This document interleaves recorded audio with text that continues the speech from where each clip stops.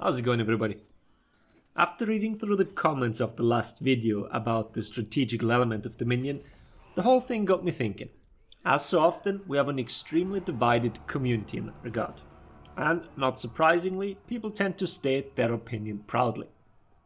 Let's talk about that then. How much strategy should an objective-based game mode have, or rather require, and at what point is it fair to say, go play deathmatch, you clown? It is not too uncommon in games that pure deathmatch modes are looked down upon. There's always some form of objective in the most played ones. Like in the Battlefield series, it's Conquest, and many games offer capture the flag modes. Also something we repeatedly see requested in For Honor for some weird fucking reason. People like to think that they are playing the more demanding game mode. After all, they are smart individuals that have a high understanding of the tactical element that is involved when outplaying their opponents. Or whatever other mental gymnastics that are happening in their heads. Dominion has always been the most played mode. For deathmatch, only really elimination caught on, but eventually those filthy gankers didn't play honorably, so guess you couldn't play that one anymore either. Without being facetious for a moment, communities like to create their own little problems where there really are none. The elimination mode really didn't have massive flaws if you disregarded the insane power level of pickups.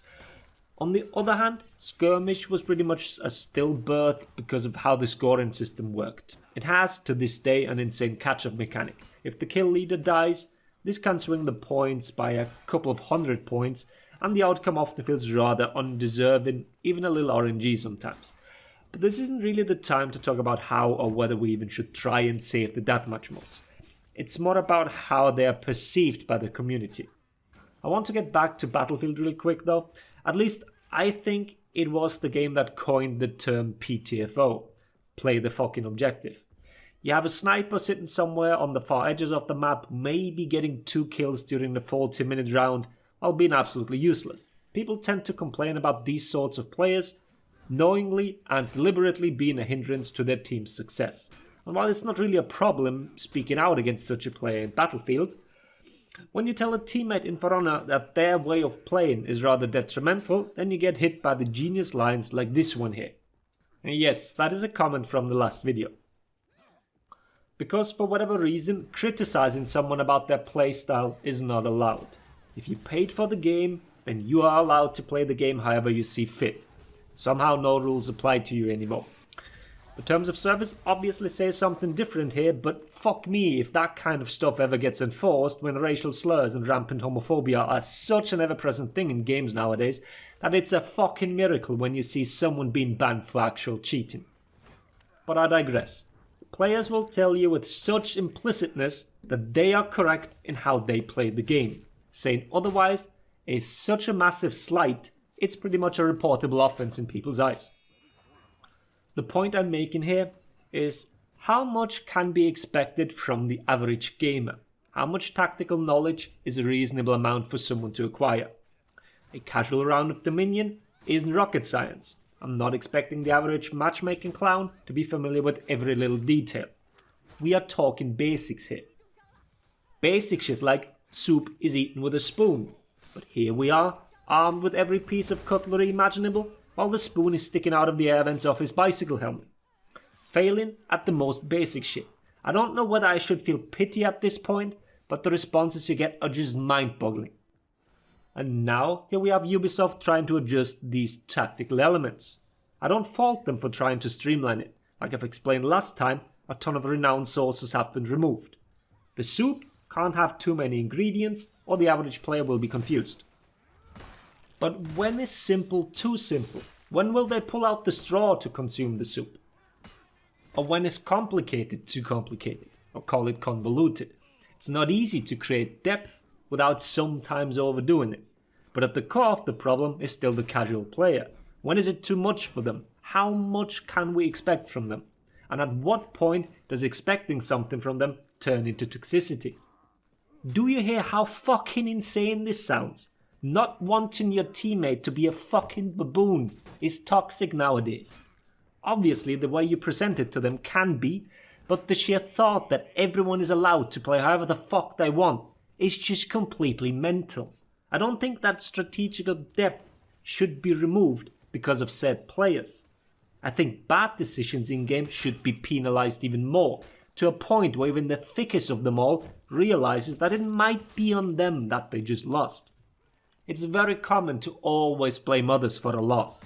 That's the beauty of a team game, it's never really your fault. I don't know, I feel like this topic is too broad and impossible to come to a conclusion everyone is happy with. Is it toxic to have fun at the expense of others? Is it toxic to expect the bare minimum of brain activity from a teammate? The answer is always yes. No matter what you do, someone will take offense with it. Reason has gone out of the window a long time ago, and a simple question like, should we change renown gain this and that way, will be met with the response, are you fucking insane, you probably strangled baby geese as a hobby. I think I went off the rails a little here. I need to stop reading my own comment section, I guess. This whole thing is doing my head in. But it nicely highlights the insanity that these discussions bring. When does a game stop being a game? When does casual turn into competitive? All these are such individual questions, and looking at the whole spectrum of answers will show you that very insanity. Fact is, though, that every single person wants a voice in how balance is done, and developers need to figure out the best way to incorporate all of them. From people that flat out lie to themselves about their own skill level, up to all the elitists that think they already figured everything out. It's easy for me to say, don't make it too complicated, but don't cater to the brain-dead monkeys either. Sometimes we players just need to take a step back and realize that it is a multiplayer game after all, with many different types of players. Neither tryhard nor casual should be an insult, it's just a different way to enjoy the game. It's only when entitlement starts to creep in when the problems arise. But yeah, I feel like this is enough rambling for the day. I hope the video was interesting. Thanks for watching. Laters, everybody. Yeah. True. I forgot about that. Only fucking in for honor. Did you just hit him with like 3 Okay. Now you can. Oh. What is your MM and how can I get it? I was trying to ledge. Goodbye.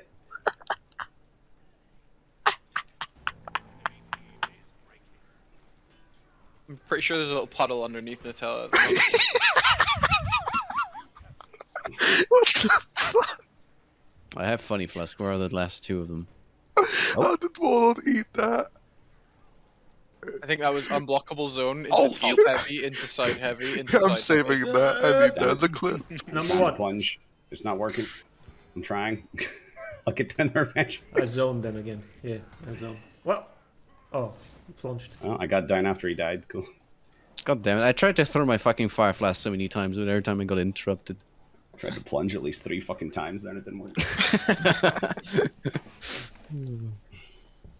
I just beat the fuck out of the carbon dioxide.